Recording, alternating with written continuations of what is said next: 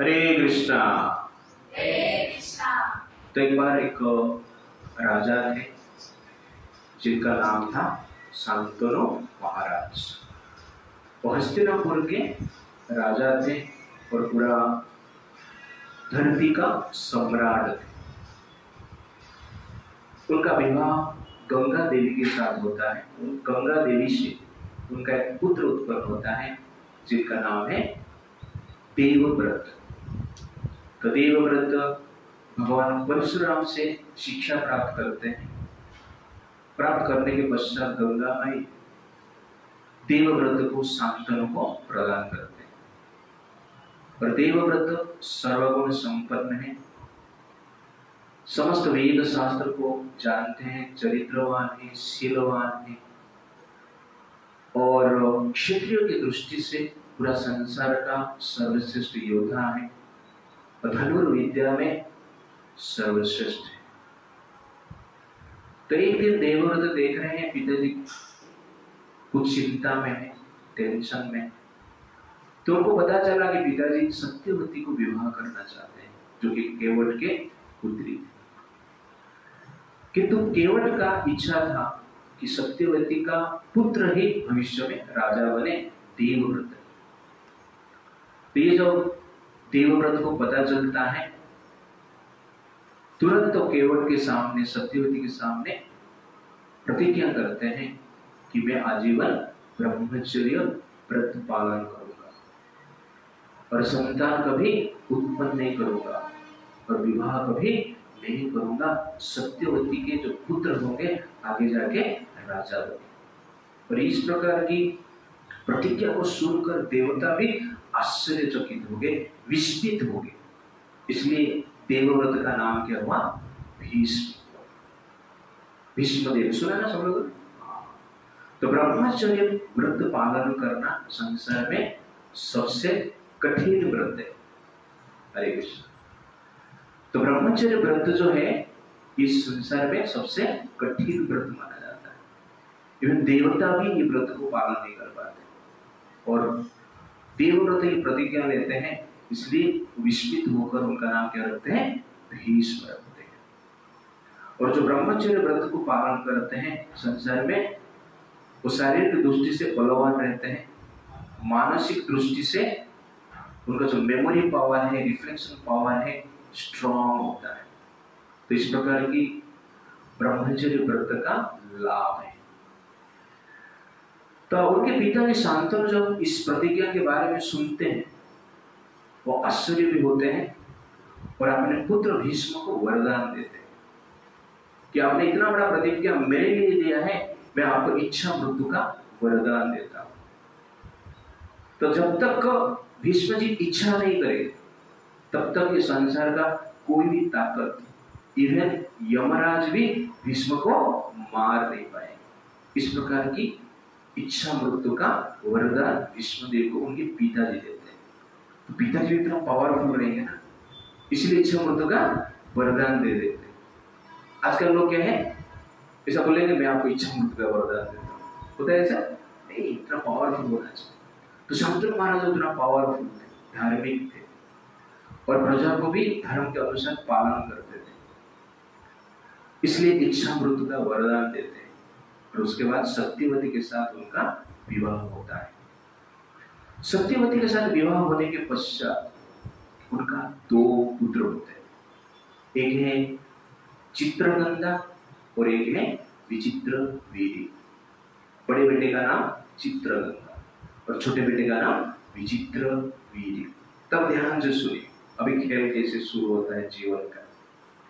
तो शांतनु महाराज ने इच्छा की सत्यवती से विवाह करने की, उन्होंने विवाह कर लिया। और भीष्मदेव ने इच्छा की, प्रतिज्ञा ली, पिताजी का शादी करवा दी। और सत्यवती के गर्भ से दो संतान उत्पन्न हुए क्योंकि सत्यवती का इच्छा था कि मेरे पुत्र राजा हो, भीष्म राजा नहीं होना चाहिए। और चित्रगंधा बहुत बलवान थे, धार्मिक भी थे। विचित्रवीर्य उनके पास उतना क्षत्रिय स्पिरिट नहीं था और थोड़ा भयभीत रहते थे। राजा बनने के योग्यता विचित्रवीर्य के पास नहीं था। गंधर्व लोक का राजा है चित्रगंधा करके। उनको पता चला कि धरती पे एक और चित्रगंधा है, इसलिए उनका अच्छा नहीं लगा कि मेरा नाम यूनिक होना चाहिए, उसका डुप्लीकेट कुछ नहीं होना चाहिए। इसीलिए वो गंधर्व लोग से धरती पर आते हैं और इस चित्रगंधा को बोलते हैं तुम तुम्हारा नाम चेंज कर दो। नाम नहीं चेंज करेगा मेरे से युद्ध करना पड़ेगा, या तो मृत्यु होगा तुम्हारा नहीं तो मेरा। चित्रगंधा नाम एक ही होना चाहिए संसार में, इसको कहते हैं अहंकार। और चित्रगंधा के साथ उनका युद्ध होता है। युद्ध 4 साल चलता है, कोई भी नाम चेंज करने के लिए रेडी नहीं होते। 4 साल के बाद सत्यवती के पुत्र जो चित्रगंधा है उनका मृत्यु हो जाता है, मार दिया जाता है, वध कर देते हैं, और गंधर्व लोग का चित्रगंधा जीत जाता है। तो एक पुत्र बचा है, उनका नाम क्या है? विचित्रवीर्य। तो सत्यवती चिंता करते हैं कि विचित्रवीर्य को राजा बनाना है, उसको राजा बना देते हैं। विचित्रवीर्य का शादी करने के लिए भीष्मदेव को सत्यवती क्या करते हैं? शादी करने के लिए लड़की ढूंढने के लिए भेजते हैं। तो काशी राज थे, काशी राज के 3 पुत्र थे, अंबा, अंबालिका, अंबिका। 3 पुत्र थे, उनका स्वयंवर हो रहा था। काशी पता है ना, काशी वाराणसी, हाँ वहां पर। तो काशी राज्य में उनका स्वयंवर हो रहा था, अनेक राजा वहां पर उपस्थित थे। स्वयंवर में 3 पुत्री का एक साथ स्वयंवर हो रहा था। और उस समय में भीष्मदेव अपना रथ के साथ उस स्वयंवर में पहुंचते। भीष्मदेव को देखकर सब लोग डर जाते हैं। राजा महाराज सोचते हैं कि भीष्मदेव स्वयंवर में क्यों आए? उन्होंने तो आजीवन ब्रह्मचर्य का व्रत पालन किया है, उनको तो विवाह करना नहीं है, फिर भी स्वयंवर में आकर क्या करना चाहते हैं? लगता है अपना व्रत को तोड़ना चाहते हैं, उनका विवाह करने की इच्छा हो गया है। भीष्मदेव अपना नाम को, अपना वंश को कलंकित करना चाहते हैं। ये विचार करके राजा लोग आपस में बात कर रहे हैं। भीष्मदेव वहां पर पहुंचकर स्वयंवर में सब राजा के सामने 3 कन्या को किडनैप कर लेते, किडनैप करके रथ में बिठा देते हैं और समस्त राजा मिलकर भीष्म के साथ युद्ध करते हैं। भीष्म जी अकेले हजार राजा के साथ युद्ध करते हैं और सबको परास्त कर देते हैं। राजा लोग ऐसे तीर मारते थे, बाण मारते थे, जैसे हिंदुस्तान पाकिस्तान में ड्रोन चल रहा था, मिसाइल चल रहा था, ओके ना। और भीष्म देव क्या करते हैं? अपना S-400, ओके ना, एयर डिफेंस सिस्टम के द्वारा जितने भी राजाओं के मिसाइल थे सबको मार गिरा देते। और सब राजा हार गए। सबके सामने भीष्मदेव 3 कन्या को अपहरण करके अपने राज्य में लेकर आते हैं। विचित्रवीर्य का शादी कर लिया, तो स्वयं शादी नहीं करते। किसका शादी करने के लिए? विचित्र, उनका भाई का, छोटा भाई का। पहले बाप का शादी कर रहे हैं, अभी छोटा भाई का शादी कर रहे हैं। और उसमें से अम्बा नामक जो लड़की थी, जो कि बड़ी लड़की थी, वो लड़की जो है वो एक राजा के साथ वो प्रेम करते थे। इसलिए उन्होंने कहा कि मैं विचित्रवीर्य के साथ विवाह नहीं कर सकता। तो भीष्मदेव उनको छोड़ दिया और अम्बा जाके, उसका स्टोरी अलग है। जो राजा के साथ विवाह करना चाहते थे वो मना कर देते हैं, उसका स्टोरी हम बाद में कभी देखेंगे। बट यहाँ पर विचित्रवीर्य के साथ विवाह किसका होता है? अंबिका और अंबालिका, ये दोनों के साथ विवाह हो जाता है और सत्यवती खुश हो जाते हैं। विचित्रवीर्य राजा हो गए। कुछ समय के पश्चात विचित्रवीर्य का मृत्यु हो जाता है, उनका और कोई संतान नहीं होता है। तो अंबिका का कोई संतान नहीं है और अंबालिका का भी कोई संतान नहीं है। सत्यवती की इच्छा था, क्या था? मेरे पुत्र ही राजा बनना चाहिए। लेकिन विचित्रवीर्य का देहांत हो गया, चित्रगंधा का देहांत हो गया, अभी वंश में कोई नहीं है और भीष्म जी शादी नहीं करने के लिए प्रतिज्ञा की। इसीलिए वो भीष्म जी के पास सत्यवती जाते हैं, बोलते बेटा आपने मेरे लिए बहुत त्याग किया है और एक त्याग कर देना, न क्या करना है, न शादी करना है। तो भीष्मदेव को शादी करने के लिए कहते हैं। तो भीष्मदेव कहते हैं कि संसार नष्ट हो जाएगा, सूर्य से प्रकाश नष्ट हो जाएगा, चंद्र से प्रकाश नष्ट हो सकता है, सागर का पानी सूख सकता है, किंतु भीष्म कभी विवाह नहीं करेगा। तो सत्यवती बोलते तो उपाय क्या है, राजा तो चाहिए हमें, और एक उपाय है, न क्या है, न व्यास देव जो कि हमारे वेद शास्त्र लिखे हैं, जो भगवान कृष्ण के अवतार है, उनका नाम क्या है, व्यास। कृष्ण द्वैपायन है ना व्यास। तो पहले एक नियम था, नियोग कहते थे।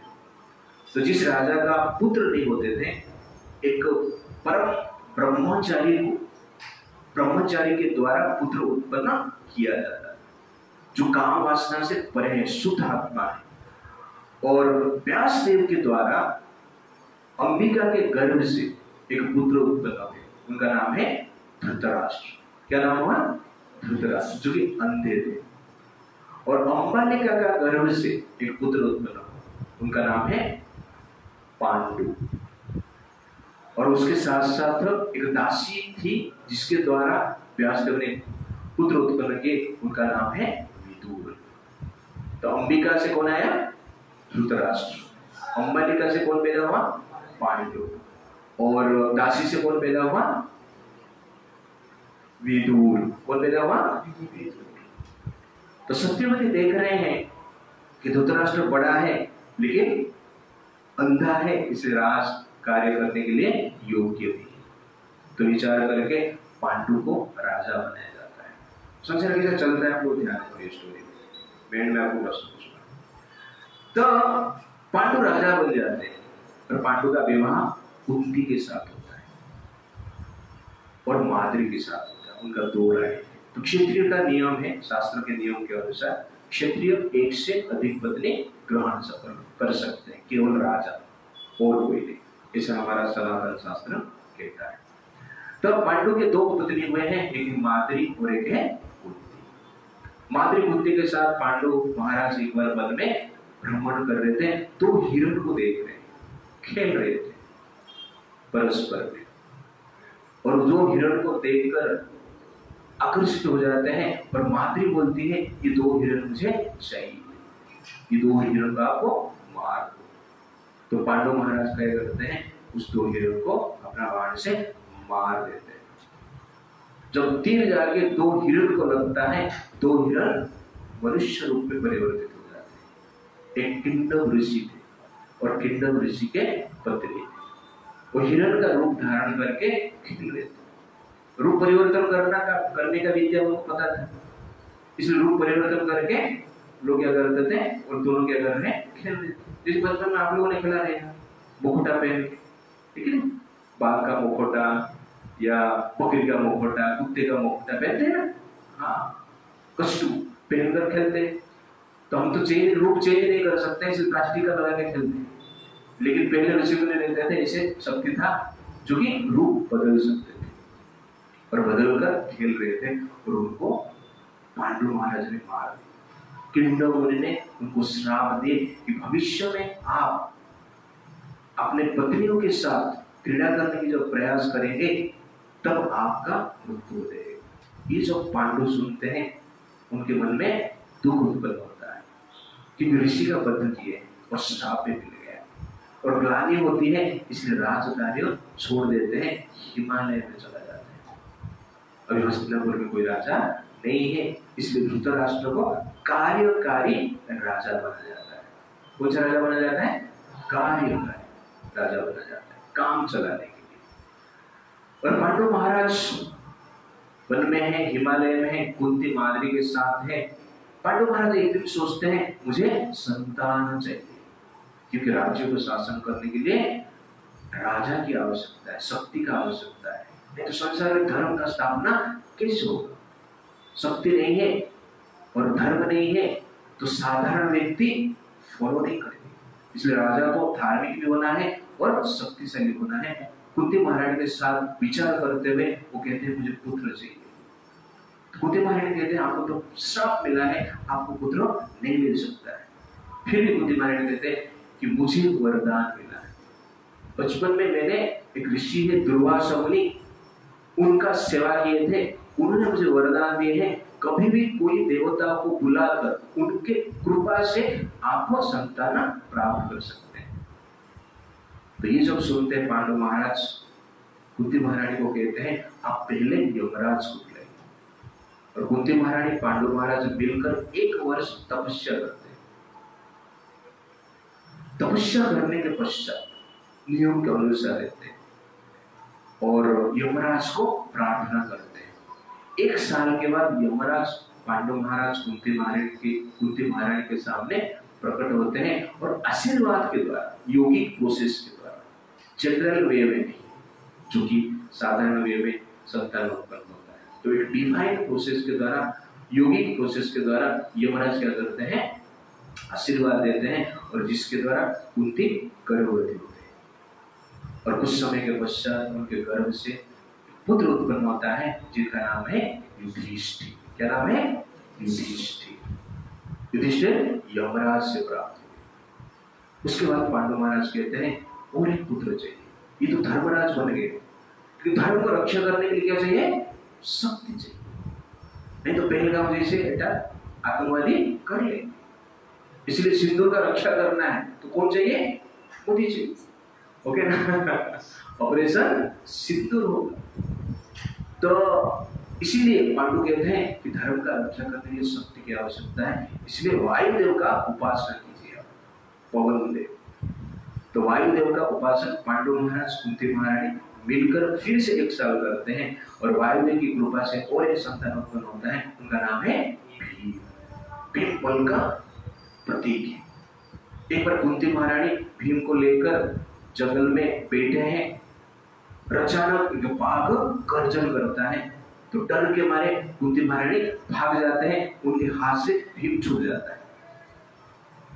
कुछ दूर भागने के बाद, बाघ जाने के बाद कुंती महारानी लौट जाके देखते हैं कि भीम जिस पत्थर के ऊपर गिरा था वो पत्थर टूट गए, भीम को कुछ नहीं हुआ। दैट इज एक्चुअली क्या है?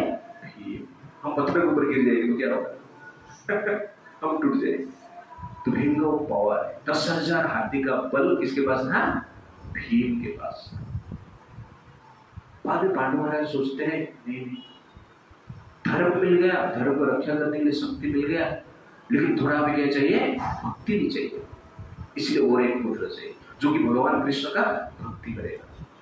इसलिए इंद्रदेव को आपको प्रार्थना कीजिए। फिर से 1 साल तपस्या करते हैं पांडु महाराज कुंती देवी। बाद में इंद्रदेव प्रकट होते हैं और इंद्रदेव की कृपा से कुंती से एक संतान उत्पन्न होता है जिसका नाम है अर्जुन। क्या नाम है? अर्जुन। इंद्र के पुत्र हो गए और भगवान कृष्ण के महान भक्त बने। उसके बाद पांडु कहते हैं और मुझे संतान चाहिए। तो कुंती महारानी कहते हैं कि शास्त्र के अनुसार इस प्रोसेस के द्वारा 3 संतान ही प्राप्त हम कर पाएंगे, अधिक प्राप्त करना पाप है, इसलिए मैं और संतान आपको नहीं दे सकता। तो माद्री बाजू में थी, ठीक है आपका तो 3 हो गए, मेरा भी कुछ संतान होना चाहिए। तो कुंती महारानी माद्री को दुर्वासा मुनि के मंत्र प्रदान करते हैं और माद्री क्या करते हैं? अश्विनी कुमार को स्मरण करते हैं। अश्विनी कुमार जो है स्वर्ग का जुड़वा भाई है, जो कि स्वर्ग का डॉक्टर है, वैद्य है। जो आयुर्वेद है कहां से आया? अश्विनी कुमार से आया है। तो अश्विनी कुमार आते हैं और उनके आशीर्वाद से माद्री से 2 पुत्र उत्पन्न होते हैं। उनका नाम है नकुल और सहदेव। इस प्रकार पांडु के कितने पुत्र उत्पन्न हुए? 5 पुत्र। पहला Yudhishthir, second, third, fourth Nakul and फिर सहदेव। इस प्रकार 5 पुत्र उत्पन्न हुए। इस समय ये सब हिमालय में हो रहा है और इस समय हस्तिनापुर में धृतराष्ट्र के 100 पुत्र उत्पन्न हुए। जब युधिष्ठिर महाराज जन्म हुए और युधिष्ठिर महाराज का जन्म का समाचार जब गांधारी ने सुनी, उस समय गांधारी गर्भवती थी और युधिष्ठिर महाराज का जन्म का समाचार सुनकर ईर्ष्या से, क्रोध से पीड़ित होकर गांधारी अपने पेट को जोर जोर से मारती है। तो गांधारी जब जोर से अपने पेट को मारती है, उस समय में उसके भीतर जो भ्रूण था एक पिंड बन जाता है, मांस का पिंड बन जाता है। और कुछ समय के पश्चात गांधारी के गर्भ से एक पिंड उत्पन्न होता है और व्यासदेव उस पिंड को 100 टुकड़े करते हैं और मटका में घी के साथ रखते हैं। मंत्र के द्वारा, साइंटिफिक रिसर्च के द्वारा उनसे संतान उत्पन्न करते हैं। उस हर मांसपिंड से एक एक संतान उत्पन्न होता है, जिसको हम क्या कहते हैं? कौरव कहते हैं। इसको कहते हैं टेस्ट ट्यूब बेबी। आज जो टेस्ट ट्यूब बेबी का कल्पना है, कहां से आया है? महाभारत से आया है। तो पहला टेस्ट ट्यूब बेबी कौन बनाया है? व्यासदेव ने बनाया है, ओरिजिनल साइंटिस्ट। ओके ना? टेस्ट ट्यूब बेबी नहीं है, मटका बेबी मटका से उत्पन्न हुए। तो ये 100 जो पुत्र है गांधारी के मटका से उत्पन्न हुए, साइंटिफिक रिसर्च के द्वारा। और ये 100 पुत्र पांडव के प्रति ईर्ष्या होते, पांडव को प्रेम नहीं करते। पांडव हिमालय नहीं थे, लेकिन ईर्ष्या हस्तिनापुर में रहकर करते थे। और कभी भी उन लोग का इस प्रकार विचार होता था कि पांडव वनवास में ही रहे, हस्तिनापुर में कभी न आए, इस प्रकार का उनका विचार था। उनको राज्य देने की उनका इच्छा नहीं था। तो हिमालय में पांडव महाराज एक बार माद्री के साथ घूम रहे थे। अचानक उनके मन में माद्री के प्रति आकर्षण की भाव उत्पन्न हुआ और माद्री को जब वो स्पर्श करने के प्रयास करते हैं, उस समय में उनका मृत्यु हो जाता है किंडर मुनि के श्राप के कारण। तो पांडव महाराज का मृत्यु हो गया और माद्री उस समय अपना शरीर को त्याग देते हैं। क्यों? क्योंकि वो विचार करते हैं मेरे कारण पति का देहांत हुआ। तो पहले सती होते थे। सती मतलब पत्नी, पति मरने के पश्चात पत्नी अपने इच्छा से शरीर को त्याग करते थे, जबरदस्ती नहीं डालते, अपने इच्छा से। क्यों करते थे? क्योंकि उस समय में रिलेशन इतना स्ट्रॉन्ग था कि पत्नी पति के बिना जी नहीं सकता था। इस प्रकार का सिचुएशन था और ये सबके लिए कंपल्सरी नहीं था। जिसका इच्छा है, जो जीने के लिए जिसको डिफिकल्टी से जी नहीं सकता है, वैसे व्यक्ति क्या करते थे? सती करते थे। और सती होना एक प्रकार की करेज का कार्य, साहस का कार्य, साधारण व्यक्ति नहीं कर सकते। आग में घुस सकते हैं? नहीं। आग में घुसने की बात छोड़िए, आग जल रहा है, उंगली डाल सकते हैं उसमें हम लोग? नहीं। उंगली लग जाते हैं तो हाथ बाहर लेते, और आग में जाकर जलकर भस्म हो जाना, ये साहस की बात है या दुर्बलता की बात है? साहस की बात है। तो इस प्रकार की साहस उस समय के स्त्रियां करते थे, सब लोग नहीं करते, कोई कोई करता था, वेरी रेयर था इस प्रकार का साहसी व्यक्ति उत्पन्न होना, प्राप्त करना। तो माद्री ने भी सती को प्राप्त की और ये कंपल्सरी नहीं था, जैसे कि हमें आजकल पढ़ाया जाता है कि हिंदू परंपरा में सती प्रथा कंपल्सरी था। नहीं, शास्त्र कभी कंपल्सरी नहीं बताया है। कुछ लोग कंपल्सरी किया, जबरदस्ती किया, वो पाप किया। ये क्लैरिटी हमारे पास होना चाहिए। और क्यों ऐसा सती प्रथा हो रहा था? कि स्त्री पति के बिना जी नहीं पाता था। इस भाव के कारण, प्रेम के कारण अपना शरीर को त्यागना चाहते थे। कुंती महारानी ने त्याग नहीं किया। तो माद्री ने कुंती को बोले कि आप शरीर त्याग मत कीजिए। क्यों? आप मेरे से महान, आपके जो भाव है उत्तम है। आप जिंदा रहेंगे तो 5 पुत्रों को अपना बेटे जैसे ही पालन करेंगे, नकुल सहदेव को भी अपना ही मानेंगे। क्योंकि मैं जिंदा रहेगी जनरली भेदभाव कर सकता हूँ। क्यों? क्योंकि मेरा चित्त इतना उतना उन्नत नहीं है आप जैसे। तो ये सुनकर कुंती महारानी नकुल सहदेव को पालन करने के लिए और बाकी उनका जो 3 पुत्रों को पालन करने के लिए सती को ग्रहण नहीं करते हैं। पांडु महाराज शरीर त्याग कर देते हैं, माद्री भी शरीर त्याग कर देती है। कुंती महारानी 5 पांडवों के साथ हस्तिनापुर में आ गए। हस्तिनापुर में जब आते हैं उनका स्वागत होता है। पांडवों के बल, शक्ति और योग्यता को देखकर धृतराष्ट्र और उनके जो 100 पुत्र थे ईर्ष्या करते हैं। और पांडवों को मारने की प्रयास करते हैं। भीम को पहले विष दे के मारने की प्रयास करते हैं। दुर्योधन बाकी कौरव मिलकर भीम को खाने में विष दे देते हैं। भीम खाना खा लेते हैं और खाकर शरीर को त्याग कर मर जाते हैं। और उस शरीर को कौरव और दुर्योधन गंगा नदी में फेंक देते हैं। और भीम का शरीर गंगा नदी के भीतर से पाताल लोक में जाता है, नाग लोक में जाता है। और नाग लोक में अनेक नाग भीम को क्या करते हैं, फण मारते हैं। और नाग का विष और भीम का शरीर का विष के बीच में संघर्ष होता है और उस संघर्ष से भीम जीवित हो जाता है। इस प्रकार विष को विष से काटा जाता बोलते हैं, तो विष से भीम जीवित हो जाते हैं। और उस वहां पर वरुणदेव रहते हैं, भीम को वरदान देते हैं, 10,000 हाथी का बल प्रदान करते हैं। तो इस प्रकार अधिक शक्ति प्राप्त करके भीम फिर से हस्तिनापुर में आते होते हैं। सब लोग आश्चर्यचकित हो जाते हैं, तो इसको तो विष पिलाया फिर भी ये चिंता किस हो। तो इस प्रकार मारने की प्रयास करते हैं भीम को, भीम मरता नहीं।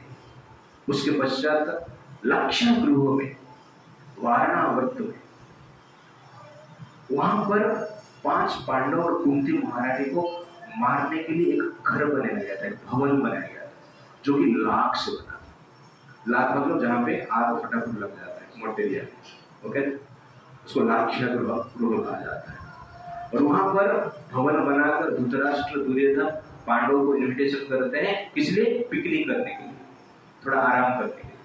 और पांडव वहां पर जाते हैं, 1 साल रहते हैं। पहले उनको पता चल जाता है विदुर के द्वारा कि ये लाख से बना है, आपको मारने के लिए प्लान है। तो पहला दिन जब एंट्री करते हैं, पहला दिन से वो क्या करते हैं, सुरंग बनाना शुरू कर देते हैं। और 1 साल के पश्चात सुरंग बन जाता है। स्वयं भीम क्या करते हैं, लाक्षागृह को आग लगा देते हैं और सुरंग से कुंती महारानी को लेके निकल जाते हैं, बच जाते हैं। और 1 साल वन में ऐसा घूमते हैं। 1 साल के पश्चात पांचाल में राजा ध्रुपद, उनके पुत्री द्रौपदी का स्वयंवर करते हैं। और वहां पर ये 5 पांडव, जो कि एक प्रकार के साधु के वेश में, ब्राह्मण के वेश में आते हैं। और वहां पर दुर्योधन, कर्ण आदि अनेक राजा आते हैं द्रौपदी को जीतने के लिए। और द्रौपदी को देखकर सब लोग आकर्षित हो जाते हैं। द्रौपदी को जीतने के लिए एक प्रकार की कंपटीशन था कि ऊपर एक मछली था, घूम रहा था, नीचे मछली का रिफ्लेक्शन था, और रिफ्लेक्शन को देखकर बाण मछली के आंख में जाना चाहिए। ऐसा जो कर पाएगा द्रौपदी के साथ विवाह उसका हो सकता है। इस प्रकार की व्यवस्था थी। हर राजा प्रयास किए, कर्ण ट्राई किया, लेकिन कर्ण को द्रौपदी ने मना कर दिया कि मैं आपसे विवाह नहीं कर सकती। क्यों? आप शुद्ध पुत्र है। शुद्ध पुत्र मतलब सारथी का पुत्र है, मैं राज करने आऊं, इसलिए विवाह किसके साथ होना चाहिए, राजा के साथ होना चाहिए। तो स्त्री का इंडिपेंडेंट, आप इसको भेदभाव नहीं बोल सकते, ठीक है नहीं। आपको कहा जाए किसके साथ भी शादी करना चलेगा, नहीं, एक चॉइस है। प्रस्ताव अनेक आ सकता है, लेकिन आपका जो पर्सनल चॉइस रहता है, जो कि आजकल हम फॉलो करते हैं। अरेंज मैरिज में भी होता है, लव मैरिज हो या अरेंज मैरिज हो। अरेंज मैरिज में पिता माता व्यवस्था करते हैं, लेकिन बेटी चॉइस करती है, राइट ना। और लव मैरिज में आप लोग चॉइस करते हैं। तो कहने का अर्थ है उस समय भी इस परंपरा है। तो आप जनरल महाभारत में सुनते हैं, अरे कर्ण को रिजेक्ट कर दिया द्रौपदी ने, अच्छा नहीं था, अच्छा क्या किया, उनकी इच्छा है। आप चॉइस करेंगे तो राइट है, आपके चॉइस के अगेंस्ट में शादी करेंगे तो चलेगा, लॉ है ऐसा नहीं। तो वैसे ही द्रौपदी कर्ण को मना करते हैं। उसके बाद देखते हैं कोई राजा ही नहीं जो कि ये प्रतिज्ञा को पूर्ण कर सके, मछली के आंख में वाण मार सके। तो उस समय में भगवान कृष्ण थे और अर्जुन को इशारा कर रहे हैं। तो अर्जुन वहां पर साथ में पांडवों के साथ बैठे थे, और अर्जुन तुरंत वहां पर आकर धनुष्मान उठाते हैं ब्राह्मण के रूप में, और नीचे देखते हैं और ऊपर मछली घूम रहा है, उसका रिफ्लेक्शन को देखकर वाण मारते हैं। और वाण जाने कहां घुसता है, मछली के आंख में घुसता है। और इस प्रकार वो द्रौपदी को जीत लेते हैं और वहां पर एक घमासान युद्ध होता है। समस्त कौरवों को परास्त करके, कर्ण को परास्त करके पांडव क्या करते हैं, द्रौपदी को लेके चला जाते हैं। इस प्रकार द्रौपदी का विवाह होता है। और उस समय पे द्रौपदी को लेकर जब जाते हैं, कुंती महारानी कुछ काम करते रहते हैं घर पे, और जब एंट्री करते हैं सब लोग मिलकर कहते हैं कि माताजी आपके लिए हम एक गिफ्ट लेकर आए। तो कुंती महारानी बोलते हैं जो भी गिफ्ट लेकर आए सब लोग बांट कर खा लो। तो ये बात जब सुनते सब लोग आश्चर्य लगता है। कुंती महारानी बाद में देखते हैं द्रौपदी बांट कर कैसे खाएगी। तो कुंती महारानी कहते हैं कि मैंने बोला है मतलब आपको करना पड़ेगा, क्योंकि ये मेरा वचन है। तो इसलिए 5 पांडव द्रौपदी के साथ विवाह करते हैं। तो एक स्त्री और 5 पति, जो संसार में कभी देखा नहीं गया। तो युधिष्ठिर महाराज सोचते हैं ऐसे कैसे हो सकता है, ये तो अधर्म है। तो वहां पर व्यासदेव आते हैं, और व्यासदेव आकर कहते हैं ये अधर्म नहीं है, ये धर्म है। द्रौपदी पहले जन्म में तपस्या की, और भगवान शिव से उनको वरदान मिले हैं कि नेक्स्ट लाइफ में आपका कितना पति होंगे, 5 पति। तो द्रौपदी पहले लाइफ में शिव जी का तपस्या कर रहे थे, और तपस्या पति के लिए कर रहे थे। तो भगवान शंकर प्रकट होते हैं। तो द्रौपदी जी उत्साह के साथ शंकर को देखकर इस प्रकार वर मांगते, मुझे पति चाहिए, मुझे पति चाहिए, मुझे पति चाहिए, मुझे पति चाहिए, मुझे पति चाहिए, 5 बार बोलते हैं। तो इस समय में भगवान शंकर क्या करते हैं, तथास्तु। अच्छा वो छठा बार बोलेंगे। तो इसलिए उनका 5 पति होता है। और एक सीक्रेट है यहाँ पर, 5 पति होते हैं, द्रौपदी एक स्त्री है, लेकिन द्रौपदी का 5 शरीर भी होता है। ये महाभारत वर्णन करता है। युधिष्ठिर महाराज के साथ जब रहते हैं एक शरीर, अर्जुन के पास जाते हैं तो दूसरा शरीर रहता है। 5 शरीर परिवर्तन, जैसे हम ड्रेस चेंज करते हैं ना, वैसे द्रौपदी क्या करते हैं, शरीर चेंज करते हैं। ये द्रौपदी का स्पेशलिटी। इसलिए द्रौपदी का विवाह 5 पति के साथ जो है पाप नहीं, क्योंकि ये भगवान के द्वारा शासन है और 5 शरीर भी है। तो संसार में इस प्रकार की प्रथा और कहां पर देखा नहीं जाता है। तो हम भारत का परंपरा में, सनातन धर्म में है, हम द्रौपदी का स्टोरी सुनते हैं और द्रौपदी को सती मानते हैं। सती स्त्री में से द्रौपदी को सर्वश्रेष्ठ माना जाता है। तो कहने का अर्थ है कि ये भगवान का आशीर्वाद है और 5 शरीर चेंज करते हैं। इसलिए उनका विवाह क्या है, जनरली धार्मिक है। और उसके पश्चात पांडव आते हैं, हस्तिनापुर में राजा बन जाते हैं। तो युधिष्ठिर महाराज राजा बनते हैं, लेकिन पांडव और कौरव के बीच में जमता नहीं। उनका जो राज्य है उसका विभाजन होता है। हस्तिनापुर दुर्योधन को मिलता है, धृतराष्ट्र को मिलता है, और खांडव प्रस्थ करके एक जंगल है, वहां पर पांडव जाते हैं। पांडव को खांडव प्रस्थ मिलता है, राज्य नहीं मिलता है। लेकिन भगवान की कृपा से पांडव खांडव प्रस्थ में स्मार्ट सिटी बना देते हैं।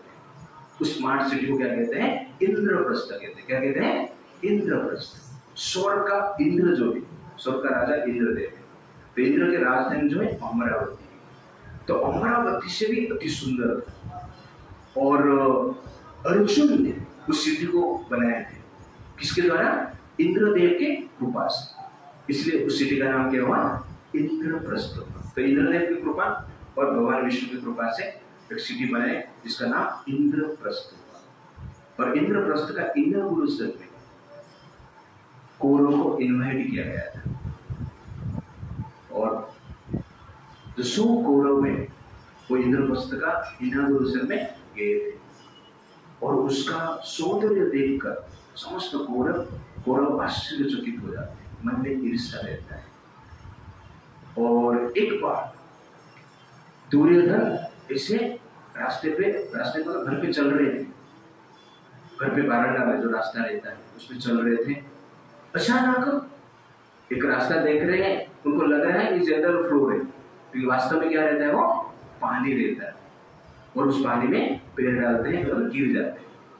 ये देखकर बाकी जो लोग वहां पर थे, पांडव थे, सब लोग हंसते हैं, युधिष्ठिर महाराज को छोड़ के, और बाकी जो दासियां थे हंसते हैं, द्रौपदी भी हंसती। उसमें से एक दासी बोलती है, अंधे का पुत्र अंधे हो, द्रौपदी नहीं बोलती। और ये सुनकर सब लोग हंसते हैं।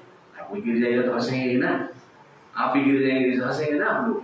हाँ, लेकिन उसको अच्छा नहीं लगता है और इसका बदला लेने के लिए वो प्लान करता है। इंद्रप्रस्थ से बाहर आकर एक दिन पांडवों को जुआ खेलने के लिए बुलाता है। गैम्बलिंग। तो शास्त्र के अनुसार क्षत्रियों को दूसरा कोई क्षत्रिय राजा जुआ खेलने के लिए जब चैलेंज करता है उसको एक्सेप्ट करना होता है, ये धर्म माना जाता है। इसलिए युधिष्ठिर महाराज जानते हैं जुआ खेलने का परिणाम क्या है, लेकिन शास्त्र में वर्णन है, इसलिए वो क्या करते हैं, धृतराष्ट्र का इन्विटेशन को ग्रहण करते हैं, जुआ खेलने के लिए आते हैं। और जुआ में शकुनी पासा फेंकता है, युधिष्ठिर महाराज हार जाते हैं और जुआ में इतना डूब जाते हैं, अंत में अपने आप को, चार भाई को और उसके साथ साथ अंत में द्रौपदी को दांव पे लगा देते हैं। द्रौपदी हार जाती है। द्रौपदी हारने के पश्चात कौरव क्या चाहते हैं, द्रौपदी का वस्त्रहरण करना चाहते हैं। द्रौपदी का वस्त्रहरण सबके सामने होता है, दुशासन वस्त्र खींचता है। इस स्टोरी और डिटेल्स में कभी भी बताऊंगा, अभी यहाँ पर इतना ही करूंगा। तो दुशासन खींचता, खींचते खींचते थक जाता है।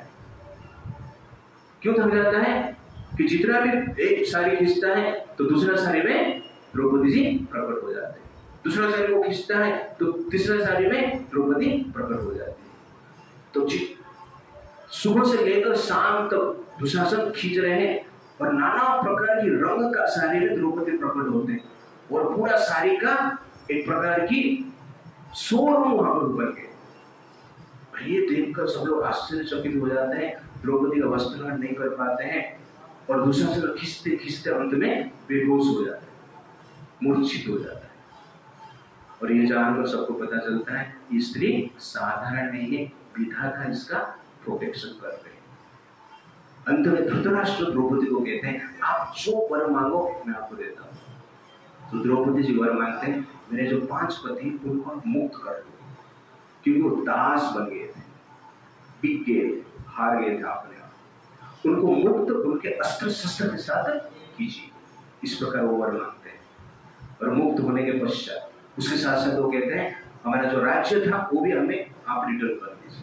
तो इंद्रप्रस्थ जो था उसको भी रिटर्न कर देते हैं। तो इस प्रकार राज्य, अस्त्र शस्त्र प्राप्त करके पांडव हस्तिनापुर से निकलते हैं इंद्रप्रस्थ के लिए। रास्ते में, बीच रास्ते में फिर से धृतराष्ट्र भेजता है कि फिर से आप जुआ खेलने के लिए आए।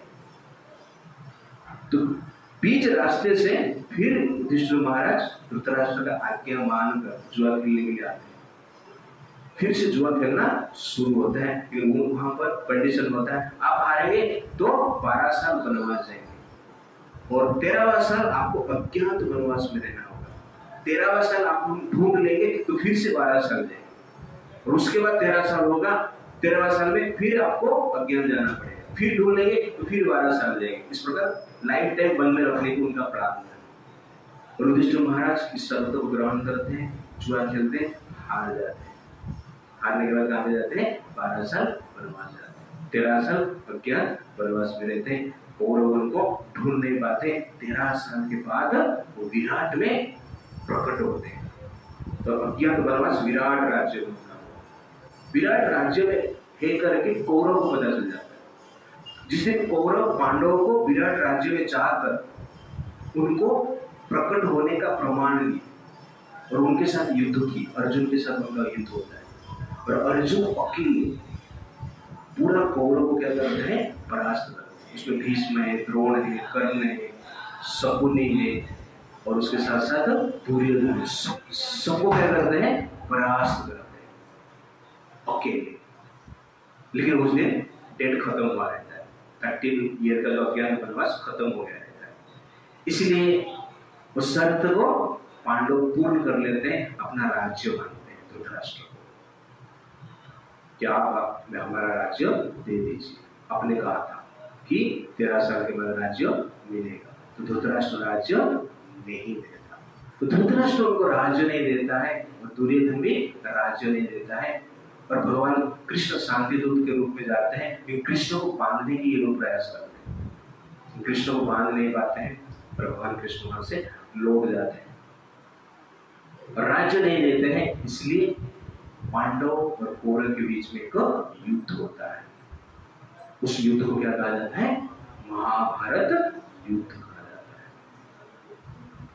और महाभारत युद्ध शुरू हो जाता है। 10 दिन तक युद्ध चलता है और युद्ध में 18 अक्षौहिणी सेना रहते हैं।